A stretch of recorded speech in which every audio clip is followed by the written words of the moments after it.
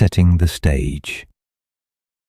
For 1,000 years, one name ruled the known world: Rome. Not a nation, an idea. Not just a city, a superpower. But how did it all begin? And how, after centuries of dominance, did it vanish? Imagine a world without smartphones, electricity, or even the printing press. A world where one city, built by hand, ruled by swords, dominated 3 continents. Rome's story is not just history. It's a mirror of ambition, of collapse, of how power rises and how it slips away. This is not just the story of an empire. It's the most important rise and fall in human civilization. Chapter 1. Wolves and Kings, the legendary beginning. Rome's myth begins with twins, Romulus and Remus, raised by a she-wolf, sons of Mars. As they grew, conflict erupted. Romulus killed Remus and founded Rome, vowing never to be ruled by kings. Yet kings ruled Rome for 200 years. The Etruscans built early infrastructure but ruled harshly. The final king, Tarquin the Proud, was overthrown after his son committed a brutal crime. The Romans swore, "No more kings." The Republic was born. Chapter 2. Born in Blood, the Early Republic. Rome fought to survive. Surrounded by enemies, it became a war state. Internally, it was divided. Patricians ruled, plebeians obeyed. When tensions exploded, the plebs walked out. This led to the creation of tribunes, a voice for the commoners. Rome began balancing dictatorship and democracy, learning from every battle and crisis. Adaptability became its secret weapon. Chapter 3. Rome versus the world, the Punic Wars. Rome's great enemy was Carthage. The First Punic War taught Rome to build a navy from scratch and win. The Second Punic War made legends. Hannibal crossed the Alps with elephants, crushed Roman armies, and terrorized Italy. Rome adapted, bleeding him dry with delay tactics. Scipio Africanus took the fight to Africa and defeated Hannibal at Zama in 202 BCE. Carthage was broken. Rome ruled the West. Chapter 4. Riches, Slaves, and Stabbings. The Republic starts to die. Victory brought wealth and decay. The elite grew rich from conquest, while soldiers were turned home to nothing. Huge estates run by slaves replaced citizen farms.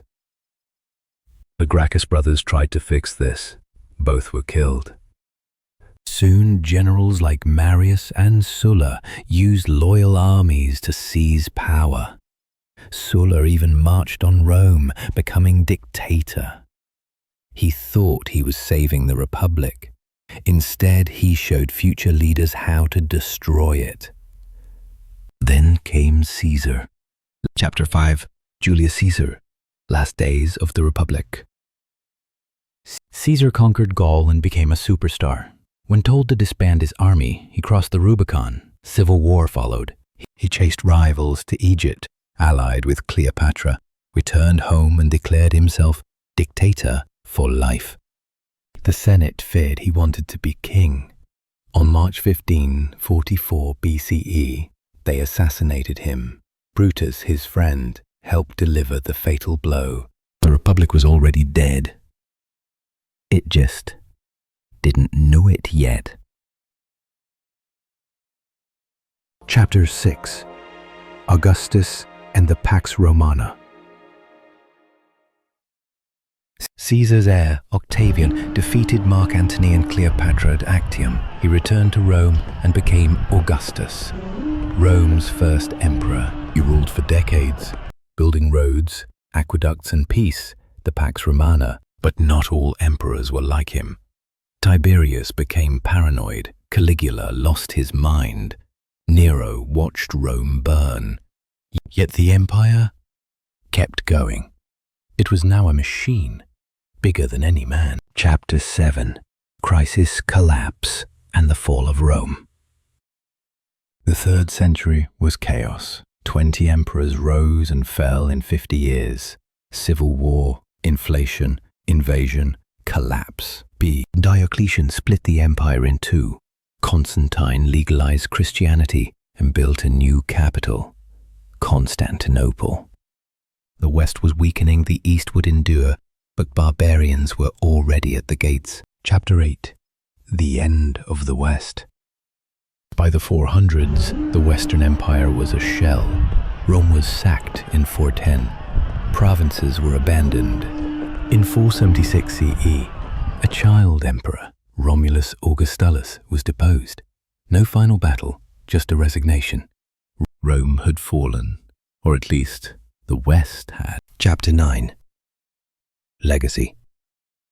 How Rome still rules us. The Eastern Empire, Byzantium, would survive until 1453. Its law shapes modern courts. Its architecture inspires buildings. Its language evolved into French, Spanish, and more. Even its titles, Caesar, Kaiser, Tsar, echo in history. Great powers still see themselves as Rome's heirs, Napoleon, Britain, America. Why? Because Rome was more than a place. It was a story.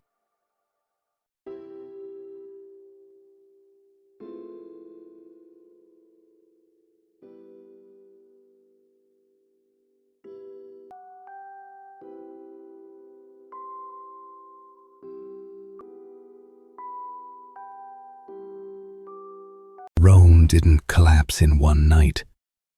It eroded, piece by piece, until only echoes remained.